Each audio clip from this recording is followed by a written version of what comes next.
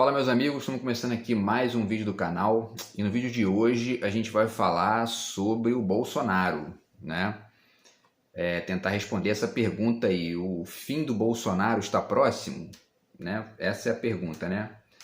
E por quê? Porque vocês estão acompanhando aí, tem vários desmembramentos aí ligados a essas questões, né, que envolvem o Bolsonaro e várias acusações, e a gente vai falar um pouco sobre isso.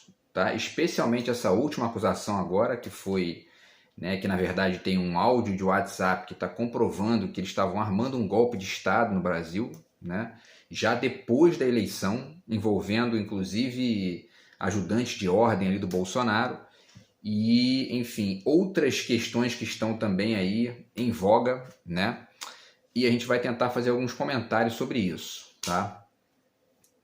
Então, de saída, vamos falar já sobre essa questão, né? Na verdade, envolve aí várias pessoas ligadas ao Bolsonaro. Parece que 5 pessoas foram presas aí ontem ou anteontem por conta desses áudios. E dentre essas pessoas estão o tenente-coronel Mauro Cid e o ex-major do Exército Ailton Barros. Os dois foram pegos discutindo e tramando um golpe de Estado no Brasil, tá? Os dois foram presos ontem numa operação da Polícia Federal que na verdade apurava fraude nos comprovantes de vacina contra a Covid do Bolsonaro e de figuras ligadas a ele, inclusive a filha dele, né? Quer dizer, então é curioso isso, porque você às vezes atira num lado e acerta no outro, né? Eles estavam procurando ali evidências para poder comprovar a vacinação, né? O problema com a fraude dos cartões de vacina do Bozo. E, enfim, acharam uma série de outras coisas. Não apenas essa tentativa aí, né, de armar um golpe de Estado, mas inclusive parece que esse sujeito, esse Ailton Barros, ele disse que sabe quem foi o mandante do assassinato da deputada Marielle Franco, do PSOL, aqui no Rio de Janeiro, né? Então, olha só, né, como é que uma questão ali acaba levando a várias outras, né? E aí, ainda sobre essa questão desses dois ajudantes de ordem do Bolsonaro, o Mauro Cid e o Ailton Barros, já foram divulgados alguns trechos desses áudios. Eu vou ler para vocês aqui um trechinho rápido de um desses áudios, tá? É o Ailton Barros falando. Ele diz o seguinte, vou deixar o link para vocês aqui também, tá? Ele diz, isso já armando o golpe de Estado, ele diz assim: o conceito da operação, entre hoje e amanhã, isso no dia 15 de dezembro, portanto já depois da eleição definida, com a vitória do Lula, então entre hoje e amanhã tem que ficar pressionando o Freire Gomes, que é o comandante do Exército, para que ele faça o que tem que fazer. E aí, um pronunciamento do Freire Gomes seria melhor, porque aí vai ser tudo dentro das 4 linhas, que é uma expressão que o Bolsonaro, né, popularizou aí para poder fazer referência a seguir a lei, né? A questão, parêntese aqui, a questão é que a lei ela é bem distorcida na cabeça do Bolsonaro, porque ele tentou armar um golpe, essa tentativa de golpe dele era baseada numa leitura de um artigo da Constituição, até fiz vídeo sobre isso, agora não lembro qual é o artigo, mas enfim, uma leitura distorcida do artigo. Então, quer dizer, né, essa coisa de dentro das 4 linhas é muito, muito relativo em se tratando de golpistas como o Bolsonaro, né? E aí o Ailton Gomes continua, né? O Ailton Barros, desculpe, continua, né? Ele diz, Bolsonaro deveria se manifestar, lá no dia 15 de dezembro, Bolsonaro deveria se manifestar para levantar a moral da tropa, que está abalada em todo o Brasil depois do resultado da eleição. Caso o comandante do Exército não se manifestar, estamos todos quase jogando a toalha. Agronegócio, caminhoneiros, meio empresarial, cidadão comum. Estamos todos quase jogando a toalha. Mais um parêntese. Aqui você percebe alguns atores bem específicos dessa direita e extrema-direita brasileira golpista que a gente tem vivido nos últimos 7, 8 anos aí, né?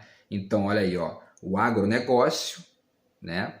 Os caminhoneiros, parte dos caminhoneiros, né? O meio empresarial, isso ele cita aqui de maneira bem clara, né? Pouca gente está comentando isso por motivos óbvios, né? O cidadão comum, que na verdade são os bolsominions, né? Enfim, e estamos todos quase jogando a toalha. E aí ele continua, tá? Ele diz: se for preciso, olha só, se for preciso, vai ser fora das 4 linhas, é o que ele afirma, né? Nos decretos e nas portarias assinadas tem que ser dada a missão de prender o Alexandre de Moraes num domingo na casa dele, como ele faz com todo mundo. Na segunda-feira, assinar os decretos de garantia da lei e da ordem, que é o tal do GLO, né? Que é baseado nessa leitura distorcida da Constituição, né? E botar as Forças Armadas para agir, senão nunca mais vamos limpar o nome do Exército. Olha o tipo de mentalidade desses retardados, né? Limpar o nome do Exército, né? É uma mistura de prepotência com estupidez, com violência, né? Que é típica dessa neodireita brasileira aí, que, enfim, que é uma direita que a gente, né, eu já fiz vários vídeos sobre isso aqui, para além de ser conservadora e neoliberal, ela é ressentida também. Ressentida com o quê? Com o fato de ter perdido 4 eleições seguidas para o PT. Isso é imperdoável na cabeça deles, né? E aí é esse golpismo sistemático que a gente tem vivido no Brasil dos últimos anos, especialmente depois que o Bolsonaro entrou, né? E aí, pessoal, para finalizar aqui, tá? Ainda essa questão específica, né? O José Casado, da revista Veja, né? A revista Veja abriu um espaço aqui para uma crítica do Bolsonaro, mas muito mais porque a própria mídia de massas, ela também faz uma distinção, né, que é marota, né? Da mesma forma que os bolsominions e o Bolsonaro fazem uma distinção, que nesse caso é tosca, né, entre a mídia de massa e os conservadores, taxando a mídia de massa de esquerda e, portanto, né, isso é totalmente tosco, mas a mídia de massa também faz uma certa distinção ali, né? Ela trata, né, o Bolsonaro como alguém que foi útil em determinado momento, já não é mais, né? Mas não ataca em nenhum momento aquilo que é realmente mais grave no Bolsonaro, que foi o projeto econômico, que levou o Brasil, né, a esse declínio em todos os indicadores sociais de emprego, enfim, né, de renda, né, isso não passa pela cabeça da mídia de massa, que já está fazendo editoriais criticando a posição do governo Lula contra o teto de gastos, por exemplo, né? Então, enfim, é isso. Bolsonaro passou 4 anos batendo violentamente na imprensa, especialmente na Folha de São Paulo, na Globo, e eles não aprendem, né? Mas, enfim, a Veja abriu espaço aqui para o José Casado falar sobre essa questão. E aí o José Casado diz o seguinte: Polícia Federal disse ao Supremo que achou elo de Bolsonaro com milícias, né? Esse achamento, vamos dizer assim, né, ele é uma novidade do ponto de vista pragmático da prova concreta, porque a gente sabe desde sempre que o Bolsonaro sempre teve envolvimento com milícia, né? Não só ele já elogiou abertamente milícias, ele já disse isso em várias ocasiões. Eu sou a favor de milícia, ele diz isso. Eu sou a favor de milícia, é o que ele diz, né? Que é crime organizado, são bandidos perigosíssimos, né? Mas, para além dessas afirmações dele, né, meio ingênuas ali, mas ao mesmo tempo sinceras, existe o armamentismo dele, que é tipicamente miliciano, né? Enfim, e aí o Zé Casado da Veja continua, ele diz: o Ailton Barros foi expulso do Exército há 17 anos, né, esse cara que está aí nessa armação do golpe. Ele era paraquedista e capitão e foi acusado de negociar armas com traficantes da Rocinha e foi candidato a deputado e se dizia o 01 do Bolsonaro. Quer dizer, é um cara que... E isso aqui também é uma faceta da direita brasileira, né?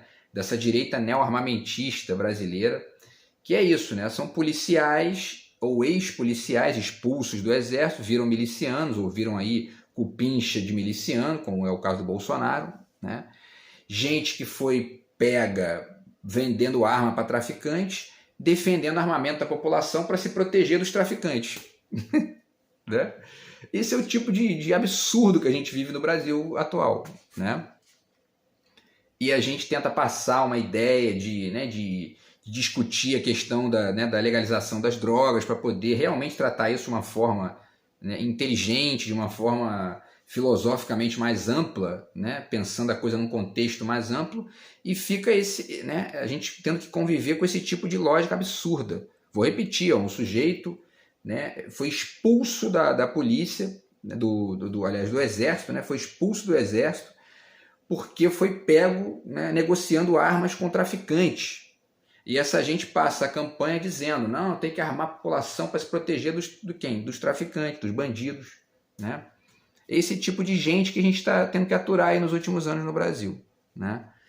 Enfim, e aí para finalizar, a nota da Polícia Federal, tá? Para a gente passar para a nossa reflexão aqui do vídeo de hoje.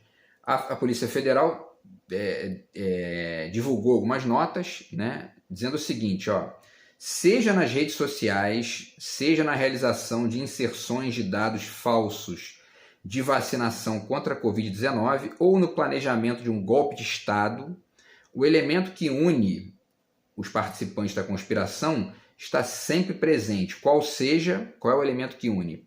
A atuação no sentido de proteger e garantir a permanência no poder.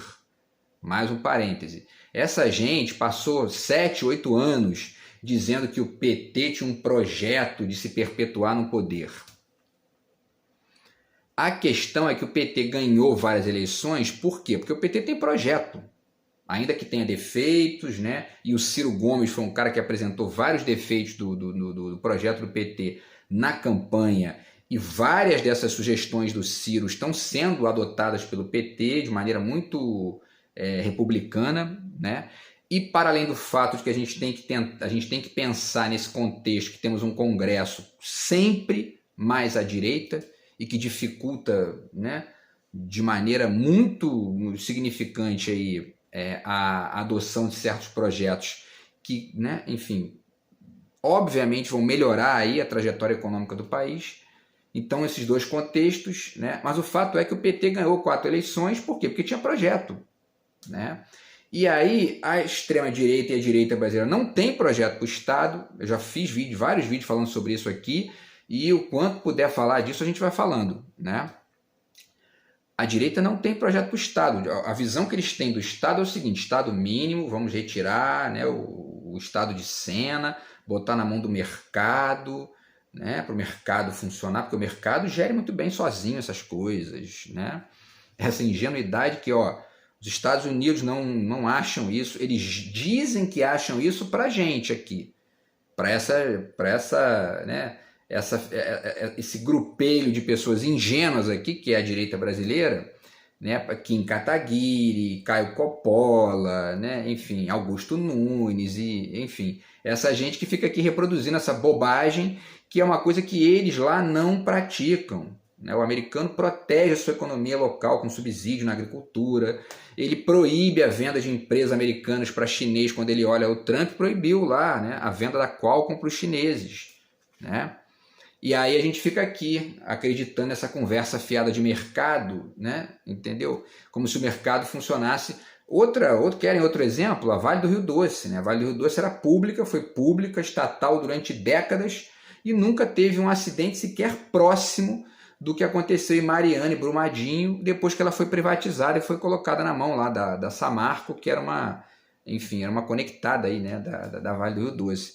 Então essa é uma ideia ingênua, infantil, né? E a gente continua tendo que aturar essa gente aqui, hegemonizando o discurso, né? E tá aí, né? Agora, quando coloca para governar de fato, né, acontece o que aconteceu com Bolsonaro, com Paulo Guedes, né? Destroem a economia, destroem emprego, destroem a renda, destroem a segurança de trabalho das pessoas, né? os direitos trabalhistas, né? Precarizam a aposentadoria das pessoas. Quer dizer, é uma gente que eles não têm projeto para o Brasil. E aí, isso é um ponto aqui de um comentário que eu vou fazer no final. Mas antes, voltemos aqui à nota da Polícia Federal. Tá?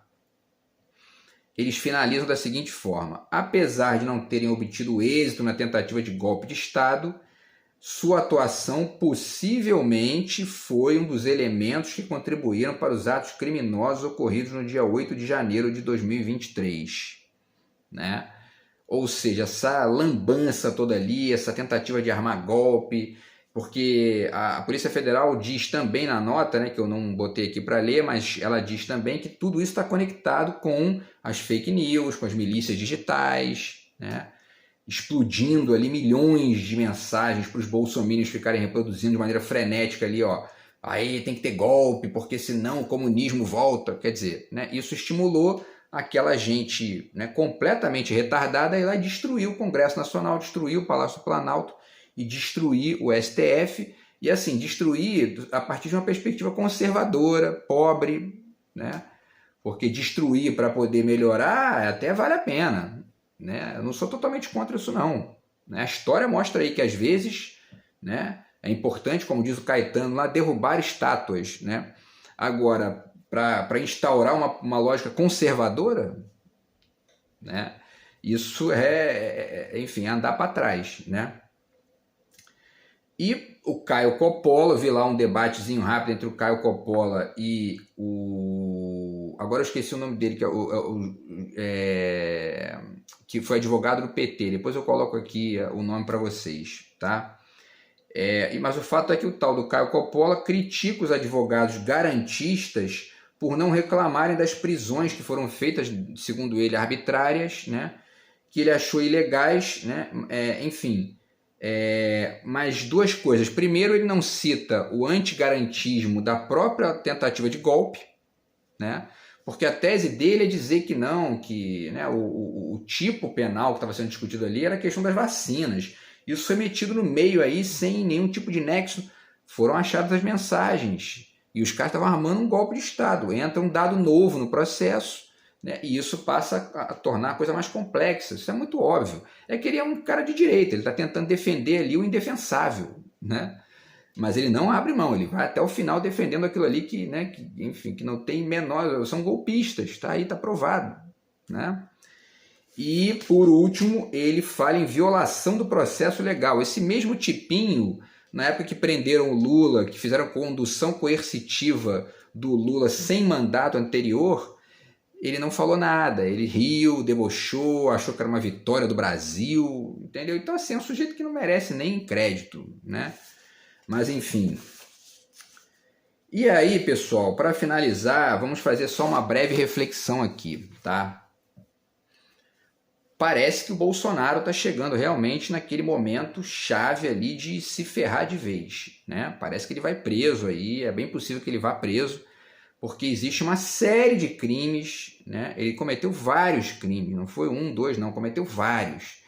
Ele recebeu essas joias dos árabes, aí são 16 milhões e meio de reais, né? Já falei aqui, são 4 triplex do Guarujá, mais 4 sítios de Atibaia, do Lula. E os bolsominions estão calados, ninguém fala nada, né? Já está aí, ó, parece que mais do que provado e comprovado que ele mandou gente lá buscar várias vezes as joias, quer dizer, né? É um pilantra. São 16 milhões de reais, né? Enfim. E aí, um mês depois de vender uma refinaria de petróleo aqui que dava lucro para o Brasil, que era na Bahia, né? Para esses mesmos árabes, né? Então, quer dizer, né? Bolsonaro é um picareta, né? Essa é a realidade. Fraude do cartão de vacinação, né? Vamos lá, vou citar rapidamente para vocês aqui, né, alguns desses crimes. Já fiz, porque eu quero fazer um eixo aqui, né? Quero conectar isso aí. Fraude do cartão de vacinação, as joias dos árabes, tentativa de golpe de Estado, envolvimento com milícia e, segundo o tal Ailton Barros, tem alguma questão aí ligada à morte da Marielle, né? Eu acho que tem 2 pontos importantes que podem ser ponderados aqui nessa questão, né, que está vazando aí esses vários crimes do Bolsonaro, tá? A primeira delas é a seguinte: todos esses crimes, tirando o golpe de Estado, todos esses crimes aqui, eles têm uma motivação nitidamente pessoal, né? então o cartão de vacinação. Por que ele fraudou o cartão de vacinação? Porque ele, Bolsonaro, acredita, né, que vacina não funciona. Né? Ele não tem nenhuma conexão com ciência, com pensamento complexo. E a vacinação é uma questão que ela não pode parar na escolha individual. É uma dessas questões aí que envolve o seguinte: se não vacinar muita gente, não funciona. Né? Então o sujeito tem que compreender que isso é um avanço da ciência, né, que não é uma questão que ainda se discute em uma série de âmbitos. Não, isso aí né, não tem discussão. Tem que vacinar a maioria da população. E ele fraudou o cartão por quê? Porque ele é um negacionista. Ele é um sujeito meio que mistura ali, né, esse conservadorismo idiota de milico das antigas dele aí com um neopentecostalismo tosco e cínico ali, mas que tem essa veia, né, pobre de contato com ciência, com qualquer coisa do tipo. Né? O das joias é a mesmíssima coisa, porque foi um presente pessoal ali, né? Enfim, o negócio tinha conexão lá, mas ele pega para ele. Né? Tinha conexão com o Estado, mas ele pega para ele. Envolvimento com milícia. A milícia, eu também já fiz vídeo falando sobre isso, né? Não vou falar detalhadamente aqui, aprofundar e tal, mas a milícia é um fenômeno neoliberal. A milícia é um fenômeno neoliberal. O que é a milícia? Estado mínimo, né? Grupos paramilitares, paraestatais, né, e criminosos tomando o lugar do Estado para fazer o quê? Mercado. Né? Business. Eles gostam muito de falar isso. O tal do Tarcísio veio falar umas bobagens aí que eu vi um vídeo aqui. Business. Business é milícia. Né? Quer ver uma coisa que não é business? O investimento público que ele deveria fazer e não fez. Né?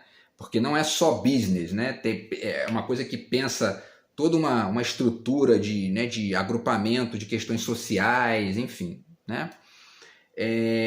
Então, a milícia é um fenômeno neoliberal. Neoliberal, assim, para mim é descaradamente neoliberal.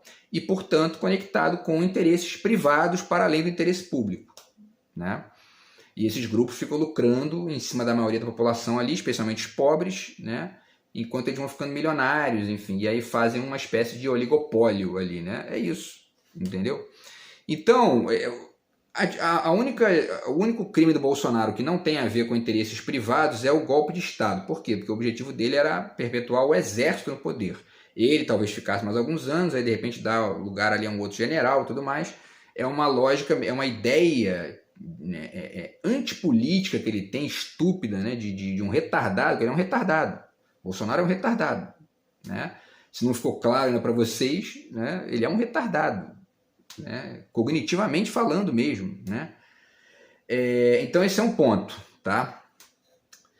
E aí tem um outro ponto que eu acho importante ponderar também. O curioso é que a gente vai ver o Bolsonaro provavelmente ser preso aí, ou ser tornado, né, ou tornarem ele inelegível, né, por motivos diferentes daqueles que ele deveria, né, ser punido, vamos dizer assim, né? Que é exatamente o projeto econômico, o projeto social, né?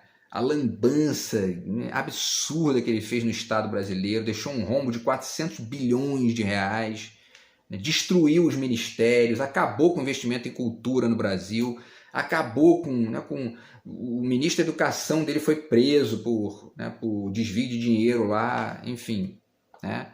Então, assim, e para além, né, porque mesmo que o ministro da Educação dele não tivesse sido preso, né, porque essa é a questão que eu estou tentando levantar aqui, era um pastor evangélico colocado no Ministério da Educação, né? E aí, por que o Bolsonaro fraudou o cartão de vacinação dele? Porque ele botou um ministro da Educação, um pastor evangélico. Esse é o pensamento dele, né? É um sujeito tosco, atrasado, né? Que tem vinculações com uma ideia de exército pobre, subdesenvolvida, né? Fedorenta, né? Que é essa ideiazinha tosca de que o exército tem que se meter com política, que é tipo de paizinho de quinta categoria, que né, que na cabeça dele, né, isso nem chega perto de refletir isso, né? E uma visão de ciência totalmente desconectada dos avanços aí, das progressões mais amplas da produção científica, tá?